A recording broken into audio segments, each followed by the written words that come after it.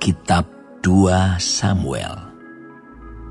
Setelah Saul mati, dan ketika Daud kembali sesudah memukul kalah orang Amalek dan tinggal 2 hari di Siklag, maka datanglah pada hari ketiga seorang dari tentara dari pihak Saul dengan pakaian terkoyak-koyak dan tanah di atas kepala. Ketika ia sampai kepada Daud, sujudlah ia ke tanah dan menyembah. Bertanyalah Daud kepadanya, "Dari manakah engkau?" Jawabnya kepadanya, "Aku lolos dari tentara Israel." Bertanyalah pula Daud kepadanya, "Apakah yang terjadi? Coba ceritakan kepadaku." Jawabnya, "Rakyat telah melarikan diri dari pertempuran. Bukan saja banyak dari rakyat yang gugur dan mati, tetapi Saul dan Yonatan anaknya juga sudah mati." Lalu Daud berkata kepada orang muda yang membawa kabar kepadanya itu, "Bagaimana kau ketahui bahwa Saul dan Yonatan anaknya sudah mati?" Orang muda yang membawa kabar kepadanya itu berkata, "Kebetulan aku ada di pegunungan Gilboa. Maka tampaklah Saul bertelekan pada tombaknya, sedang kereta-kereta dan orang-orang berkuda mengejarnya. Ketika menoleh ke belakang, ia melihat aku, lalu memanggil aku, dan aku berkata, 'Ya Tuanku.' Ia bertanya kepadaku, 'Siapakah engkau?' Jawabku kepadanya, 'Aku seorang Amalek.' Lalu katanya kepadaku, 'Datanglah kemari dan bunuhlah aku, sebab kekejangan telah menyerang aku, tetapi aku masih bernyawa.' Aku datang ke dekatnya dan membunuh dia, sebab aku tahu ia tidak dapat hidup terus setelah jatuh. Aku mengambil jejamang yang ada di kepalanya dan gelang yang ada pada lengannya, dan inilah dia. Aku bawa kepada tuanku." Lalu Daud memegang pakaiannya dan mengoyakkannya. Dan semua orang yang bersama-sama dengan dia berbuat demikian juga. Dan mereka meratap, menangis, dan berpuasa sampai matahari terbenam karena Saul, karena Yonatan anaknya, karena umat Tuhan, dan karena kaum Israel, sebab mereka telah gugur oleh pedang. Kemudian bertanyalah Daud kepada orang muda yang membawa kabar itu kepadanya, "Asalmu dari mana?" Jawabnya, "Aku ini anak perantau, orang Amalek." Kemudian berkatalah Daud kepadanya, "Bagaimana? Tidakkah engkau segan mengangkat tanganmu, memusnahkan orang yang diurapi Tuhan?" Lalu Daud memanggil salah seorang dari anak buahnya dan berkata, "Kemari, paranglah dia." Orang itu memarangnya sehingga mati. Dan Daud berkata kepadanya, "Kau tanggung sendiri darahmu, sebab mulutmu lah yang menjadi saksi menentang engkau, karena berkata, 'Aku telah membunuh orang yang diurapi Tuhan.'" Daud menyanyikan nyanyian ratapan ini karena Saul dan Yonatan anaknya. Dan ia memberi perintah untuk mengajarkan nyanyian ini kepada Bani Yehuda. Itu ada tertulis dalam kitab orang jujur. "Kepermayanmu, hai Israel, mati terbunuh di bukit-bukitmu. Betapa gugur para pahlawan."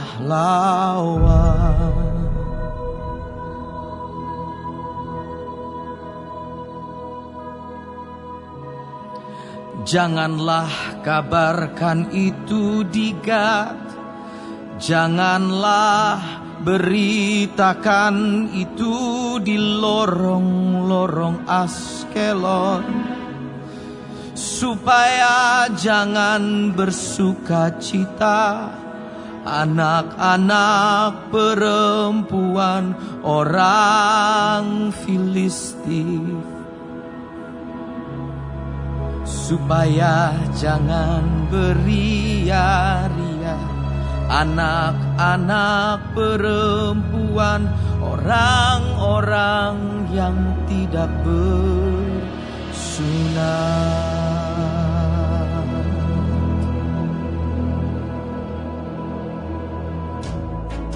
Hai gunung-gunung di Gilboa, jangan ada embun, jangan ada hujan di atas kamu. Hai padang-padang pembawa kematian, sebab di sanalah perisai para pahlawan dilumuri. Perisai Saul yang tidak diurapi dengan minyak.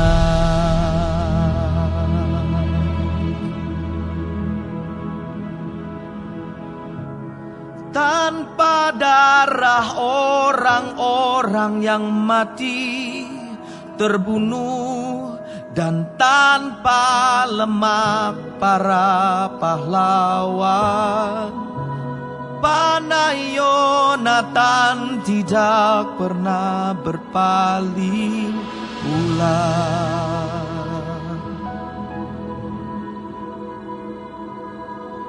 Dan pedang Saul tidak kembali dengan hampa.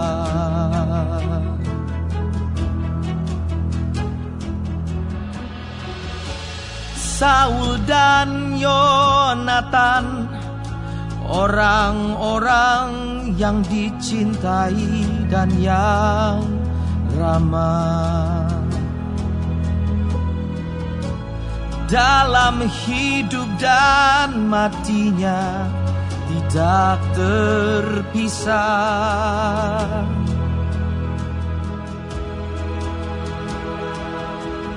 Mereka lebih cepat dari burung Raja Wali, mereka lebih kuat dari singa.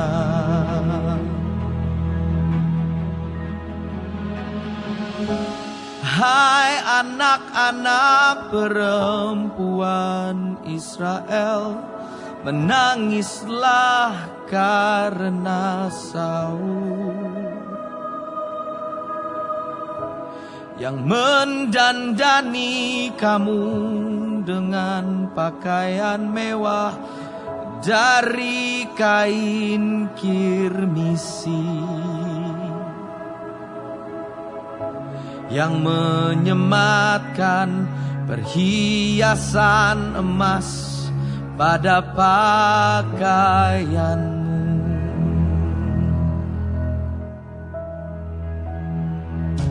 Betapa gugur para pahlawan di tengah-tengah pertempuran. Yonatan mati terbunuh di bukit-bukitmu.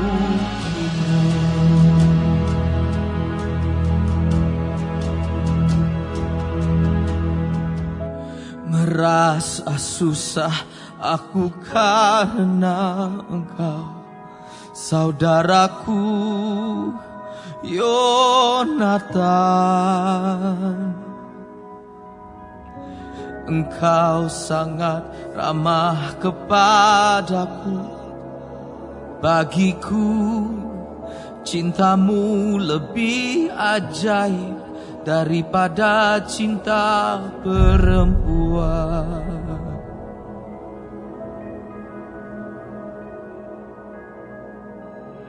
Betapa gugur para pahlawan dan musnah senjata-senjata perang.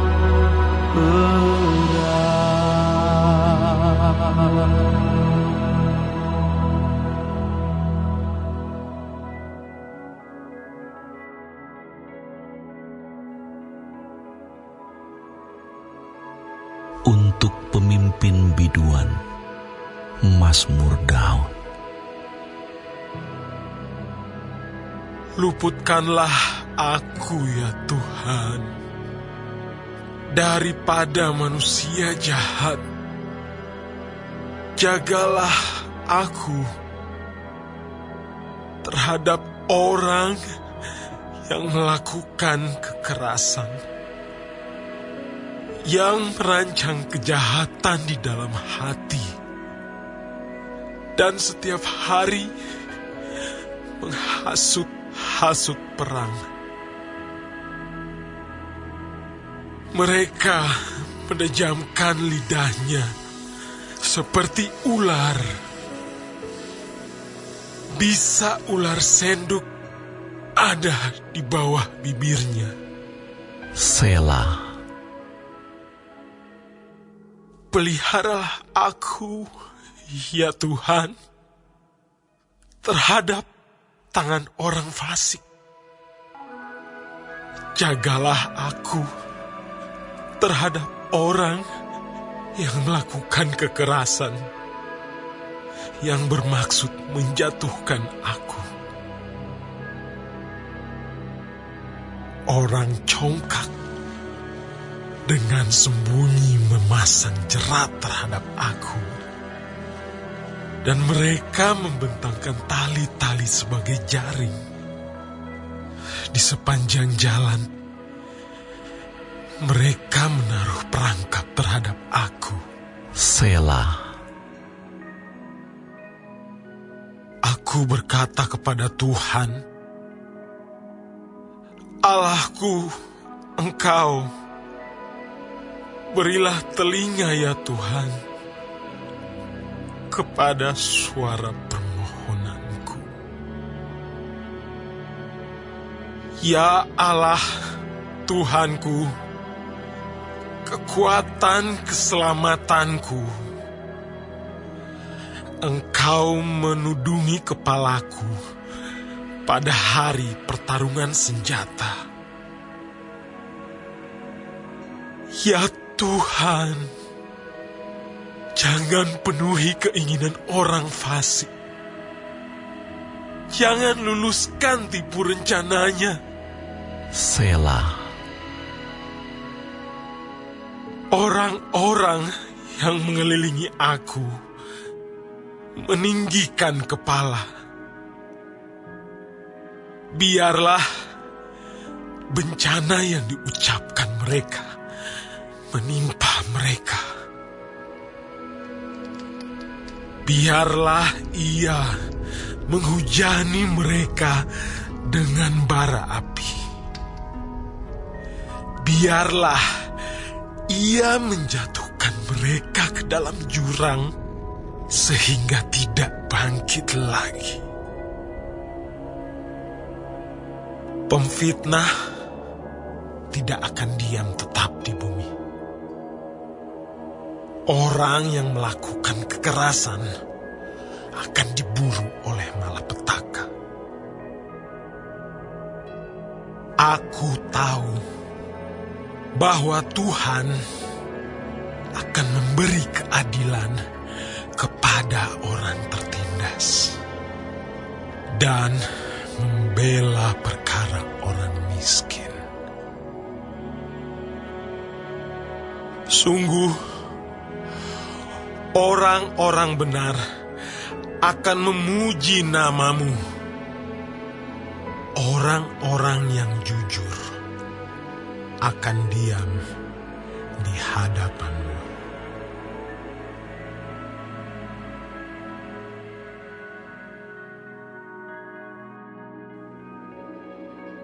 Pada hari itu, keluarlah Yesus dari rumah itu dan duduk di tepi danau. Maka datanglah orang banyak berbondong-bondong lalu mengerumuni dia, sehingga ia naik ke perahu dan duduk di situ, sedangkan orang banyak semuanya berdiri di pantai. Dan ia mengucapkan banyak hal dalam perumpamaan kepada mereka. Katanya, adalah seorang penabur keluar untuk menabur. Pada waktu ia menabur, sebagian benih itu jatuh di pinggir jalan. Lalu datanglah burung dan memakannya sampai habis. Sebagian jatuh di tanah yang berbatu-batu, yang tidak banyak tanahnya. Lalu benih itu pun segera tumbuh, karena tanahnya tipis. Tetapi sesudah matahari terbit, layulah ia, dan menjadi kering karena tidak berakar. Sebagian lagi jatuh di tengah semak duri, lalu makin besarlah semak itu, dan menghimpitnya sampai mati. Dan sebagian jatuh di tanah yang baik, lalu berbuah. Ada yang 100 kali lipat, ada yang 60 kali lipat, ada yang 30 kali lipat. Siapa bertelinga, hendaklah ia mendengar. maka datanglah murid-muridnya dan bertanya kepadanya, "Mengapa engkau berkata-kata kepada mereka dalam perumpamaan?" Jawab Yesus, Kepadamu diberi karunia untuk mengetahui rahasia kerajaan sorga, tetapi kepada mereka tidak. Karena siapa yang mempunyai, kepadanya akan diberi, sehingga ia berkelimpahan. Tetapi siapa yang tidak mempunyai, apapun juga yang ada padanya, akan diambil daripadanya. Itulah sebabnya aku berkata-kata dalam perumpamaan kepada mereka. Karena sekalipun melihat, mereka tidak melihat, dan sekalipun mendengar, mereka tidak mendengar dan tidak mengerti. Maka pada mereka genaplah nubuat Yesaya yang berbunyi, "Kamu akan mendengar dan mendengar, namun tidak mengerti. Kamu akan melihat dan melihat, namun tidak menanggap. Sebab hati bangsa ini telah menebal, dan telinganya berat mendengar, dan matanya melekat tertutup, supaya jangan mereka melihat dengan matanya, dan mendengar dengan telinganya, dan mengerti dengan hatinya, lalu berbalik, sehingga aku menyembuhkan mereka. Tetapi berbahagialah matamu, karena melihat, dan telingamu karena mendengar. Sebab aku berkata kepadamu, sesungguhnya banyak nabi dan orang benar ingin melihat apa yang kamu lihat, tetapi tidak melihatnya, dan ingin mendengar apa yang kamu dengar, tetapi tidak mendengarnya. Karena itu, dengarlah arti perumpamaan penabur itu. Kepada setiap orang yang mendengar firman tentang kerajaan sorga, tetapi tidak mengertinya, datanglah si jahat, dan merampas yang ditaburkan dalam hati orang itu. Itulah benih yang ditaburkan di pinggir jalan. Benih yang ditaburkan di tanah yang berbatu-batu ialah orang yang mendengar firman itu dan segera menerimanya dengan gembira. Tetapi ia tidak berakar dan tahan sebentar saja. Apabila datang penindasan atau penganiayaan karena firman itu, orang itu pun segera murtad. Yang ditaburkan di tengah semak duri ialah orang yang mendengar firman itu, lalu kekhawatiran dunia ini dan tipu daya kekayaan menghimpit firman itu sehingga tidak berbuah. Yang ditaburkan di tanah yang baik ialah orang yang mendengar firman itu dan mengerti, dan karena itu ia berbuah. Ada yang 100 kali lipat, ada yang 60 kali lipat, ada yang 30 kali lipat. Yesus membentangkan suatu perumpamaan lain lagi kepada mereka. Katanya, Hal kerajaan sorga itu seumpama orang yang menaburkan benih yang baik di ladangnya. Tetapi pada waktu semua orang tidur, datanglah musuhnya menaburkan benih lalang di antara gandum itu, lalu pergi. Ketika gandum itu tumbuh dan mulai berbulir, nampak jugalah lalang itu. Maka datanglah hamba-hamba tuan ladang itu kepadanya dan berkata, "Tuan, bukankah benih baik yang Tuan taburkan di ladang Tuan? Dari manakah lalang itu?" Jawab tuan itu, "Seorang musuh yang melakukannya." Lalu berkatalah hamba-hamba itu kepadanya, "Jadi, maukah Tuan supaya kami pergi mencabut lalang itu?" Tetapi ia berkata, "Jangan, sebab mungkin gandum itu ikut tercabut pada waktu kamu mencabut lalang itu. Biarkanlah keduanya tumbuh bersama sampai waktu menuai. Pada waktu itu, aku akan berkata kepada para penuai, kumpulkanlah dahulu lalang itu, dan ikatlah berberkas-berkas untuk dibakar. Kemudian kumpulkanlah gandum itu ke dalam lumbungku." Yesus membentangkan suatu perumpamaan lain lagi kepada mereka. Katanya, Hal kerajaan sorga itu seumpama biji sesawi yang diambil dan ditaburkan orang di ladangnya. Memang, biji itu yang paling kecil dari segala jenis benih. Tetapi apabila sudah tumbuh, sesawi itu lebih besar daripada sayuran yang lain, bahkan menjadi pohon, sehingga burung-burung di udara datang bersarang pada cabang-cabangnya. Dan ia menceritakan perumpamaan ini juga kepada mereka. Hal kerajaan sorga itu seumpama ragi yang diambil seorang perempuan dan diadukkan ke dalam tepung terigu 3 sukat sampai khamir seluruhnya. Semuanya itu disampaikan Yesus kepada orang banyak dalam perumpamaan. Dan tanpa perumpamaan, suatu pun tidak disampaikannya kepada mereka, supaya genaplah firman yang disampaikan oleh Nabi. Aku mau membuka mulutku mengatakan perumpamaan. Aku mau mengucapkan hal yang tersembunyi sejak dunia dijadikan. Maka Yesus pun meninggalkan orang banyak itu, lalu pulang. Murid-muridnya datang dan berkata kepadanya, Jelaskanlah kepada kami perumpamaan tentang lalang di ladang itu. Ia menjawab, katanya, Orang yang menaburkan benih baik ialah anak manusia. Ladang ialah dunia. Benih yang baik itu anak-anak kerajaan, dan lalang anak-anak si jahat. Musuh yang menaburkan benih lalang ialah iblis. Waktu menuai ialah akhir zaman, dan para penuai itu malaikat. Maka seperti lalang itu dikumpulkan dan dibakar dalam api, demikian juga pada akhir zaman. Anak manusia akan menyuruh malaikat-malaikatnya, dan mereka akan mengumpulkan segala sesuatu yang menyesatkan, dan semua orang yang melakukan kejahatan dari dalam kerajaannya. Semuanya akan dicampakkan ke dalam dapur api. Di sanalah akan terdapat ratapan dan kertakan gigi. Pada waktu itulah, orang-orang benar akan bercahaya seperti matahari dalam kerajaan Bapa mereka. Siapa bertelinga, hendaklah ia mendengar. Hal kerajaan sorga itu seumpama harta yang terpendam di ladang, yang ditemukan orang, lalu dipendamkannya lagi. Oleh sebab sukacitanya, pergilah ia menjual seluruh miliknya, lalu membeli ladang itu. Demikian pula hal kerajaan sorga itu seumpama seorang pedagang yang mencari mutiara yang indah.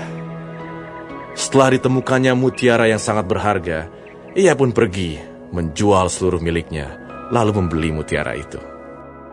Demikian pula hal kerajaan sorga itu seumpama pukat yang dilabuhkan di laut, lalu mengumpulkan berbagai-bagai jenis ikan.